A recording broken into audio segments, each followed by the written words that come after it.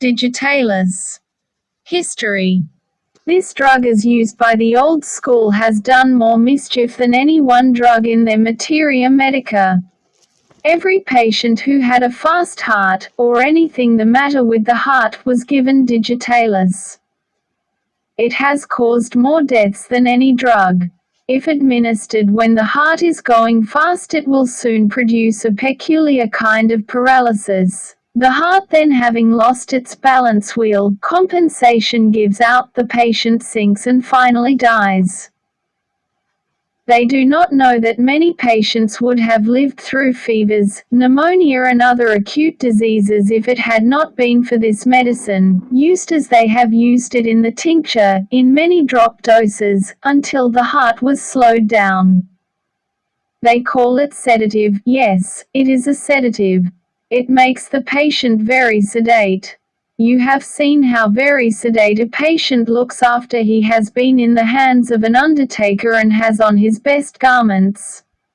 That is what Digitalis does. In that way it is a sedative in the hands of the allopath. A homeopathic physician never prescribes to bring down the pulse. He prescribes for the patient and the heart's action takes care of itself. Digitalis is a very poor fever medicine. Instead of being indicated when the pulse is fast, the proving says it is indicated when the pulse is slow. The allopath gives it when the pulse is fast to make it slow. If given to a well person it will make the pulse slow, and when indicated in a sick person the pulse is slow. Liver. It produces a great disturbance of the liver. Congestion and enlargement of the liver. Soreness of the liver. Tenderness about the liver, but during that time the pulse is slow. It makes the bowels very sluggish, produces inactivity of the liver, and stools are bileless, light-colored, putty-like, and the pulse is slow. Add to that jaundice and you have a grand picture of Digitalis. Jaundice with slow pulse, with uneasiness in the liver, pale stool, and even if you have never seen or heard of Digitalis before you will scarcely miss it. Now, you might add a myriad of little symptoms, but it does not change the aspect of things. It is Digitalis. Stomach. Another group of symptoms that belongs with the Digitalis heart, the Digitalis liver and the Digitalis bowels, is a gone, sinking feeling in the stomach. It seems as if he would die, and he does not get better from eating. It is a nervous, deathly sinking that comes with many heart troubles. You would not be surprised to find in Digitalis much nervous prostration. Restlessness and great nervous weakness. Feels as if would fly to pieces. Anxiety. Feels that something is going to happen. Seems as if his whole economy were full of anxious feelings and restlessness. Lassitude. Faintness, exhaustion and extreme prostration. Faints on the slightest provocation. It begins in the stomach, an awful sensation of weakness in the stomach and bowels. Sleep. His sleep is full of horrible dreams, nightmare, fright. Dreams are falling, that is very common with cardiac affections. When the pulse is too slow, when it is irregular, the brain is irregularly supplied with blood during sleep, and there is a turbulent state. A shock goes through the body like an electric shock, like internal jerkings, twitchings. Sudden muscular movements, as if a current of electricity passed through the body. This, with slow pulse, with a sense of faintness, and great weakness.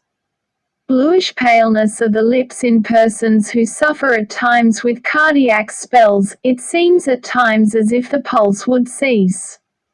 Face becomes blue, the fingers become blue. Wants to lie on the back. Frequently startled in sleep, jerking at night. The heart symptoms are numerous, but none is so important as the slow pulse. The pulse is slow in the beginning of the case. It may now be flying like lightning. Pulse. He is anxious, restless, has horrible dreams and sinking in the stomach. That sounds like the advanced stage of digitalis, but I want to know if in the beginning, the pulse was slow. The patient himself seldom knows, but someone says that in the beginning the pulse was 48, that is digitalis. If the pulse in the beginning was rapid, do not think of digitalis, for it will not do any good. The digitalis pulse is at first slow and perhaps remains so for many days, until finally the heart commences to go with a quiver, with an irregular beat, intermits, feels as if it would cease to beat, and then we have all these strange manifestations. Weakness is the very character of the digitalis pulse, and all these characteristics go along with it. First, it is slow, and sometimes strong. Slow, strong pulse when rheumatism is threatening the heart. Violent, but not very rapid pulse. Sudden violent beating of the heart, with disturbed rhythm. The slightest motion increases anxiety and palpitation. When the pulse is going very slow, sometimes down to 40, the patient turns the head and the pulse flutters and increases in its action. If he turns over in bed, it seems as if the heart would stop. If he moves, he feels it fluttering all over him, and it settles back and is slow again, but, finally, it changes and flutters all the time. Palpitation of the heart originating in grief. Sudden sensation as though the heart stood still. Fluttering of the heart. The least muscular exertion renders the heart's action labored and intermittent in a feeble heart. Cough. A person with an enlarged liver, with a slow pulse, with jaundice and pale and stool. With that he will have a troublesome cough. Digitalis is not much of a remedy for a cough unless it is a cardiac cough. Cough at midnight. Cough, with expectoration of boiled starch. Cough, with expectoration of bloody mucus in hypostatic congestion of the lungs. Cough, brought on by talking, walking, drinking anything cold, bending the body. These are coughs associated with other troubles. Respiration. The same thing is to be said of the respiration. There are difficulties of respiration, along with cardiac troubles and liver troubles. Respiration irregular and performed with great difficulty. Constant desire to take a deep breath. When he goes to sleep, the breath seems to fade away, then he wakes up with a gasp. Lachesis, phosphorus, carbo-veg, and some other remedies have that, remedies that affect the cerebellum particularly, producing a congestion of the cerebellum. When a patient goes to sleep, the cerebrum says to the cerebellum, "Now you carry on this breathing a little while, I am getting tired." But the cerebellum is not equal to the occasion. It is congested, and just as soon as the cerebrum begins to rest, the cerebellum goes to sleep too, and lets the patient suffer, and in that way we get suffocation. The cerebellum presides over respiration during sleep, and the cerebrum presides over respiration when the patient is awake. We might learn that from the provings of medicines if we never found it before. Fear of suffocation at night. Now, to analyze that. He knows from experience that every time he drops into a sleep he suffocates, and hence he fears to go to sleep for fear he will suffocate. The fear of suffocation at night is from this origin. It is the same if he falls asleep in the daytime. Can only breathe in gasps. Digitalis is a useful medicine when there is a filling up of the lower part of thy lungs. The patient is sitting up in bed, and there is dullness in the lower part of each lung and plenty of resonance in the upper portion. Then it is, if he lies down, he will suffocate. Digitalis likes mostly to lie flat on the back with no pillow, when there is no filling up of the lungs. But when there is hypostatic congestion he suffocates. If early in the case the pulse was slow and it has become fast, Digitalis may be of some benefit. Urinary organs. Now, a feature in connection with the genitourinary organs. In old cases of enlarged prostate gland I do not know what I would do without Digitalis.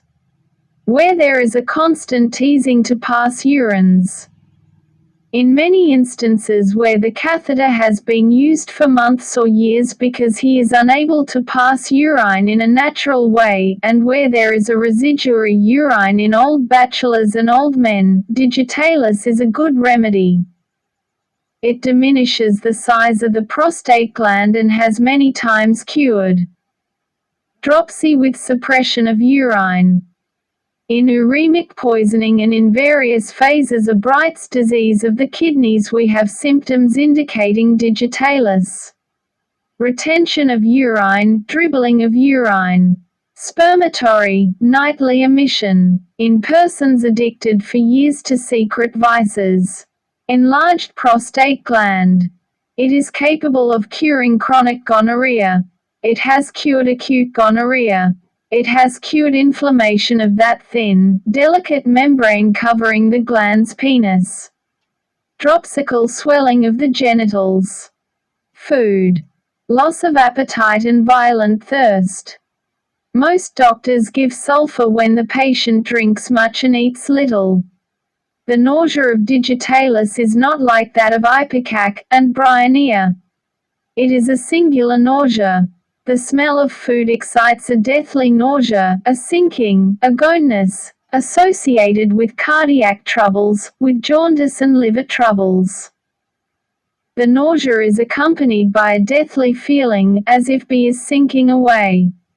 Sometimes the nausea is relieved by eating, but the sinking remains after eating, showing that it is something besides hunger. Persistent nausea. Extreme sensitiveness, in the pit of the stomach. Faintness and sinking in the pit of the stomach as if B would die. No appetite but great thirst. Soreness and hardness in the region of the liver. Sensitiveness to pressure in the region of the liver. Now remember the liver and the heart symptoms, the jaundice, the slow pulse, the awful sinking in the stomach, the enlargement of the prostate gland, the grey stool, and you have the principal symptoms of Digitalis. After all that I have said, you are not surprised at the horrible anxiety that the Digitalis patient carries with him all the time. He wants to be alone, sadness, melancholy, despondency and restlessness. He can't decide upon anything that he ought to do, tremulousness. The stomach, bowel and liver troubles are just what you see sometimes in a hard drinker after trying to break off. He is prostrated, his heart gives out, is irregular, weak, slow, and he has sadness and melancholy, inability to apply himself. Digitalis will help him straighten out. Press the red subscribe button, then press the bell icon to get the latest updates.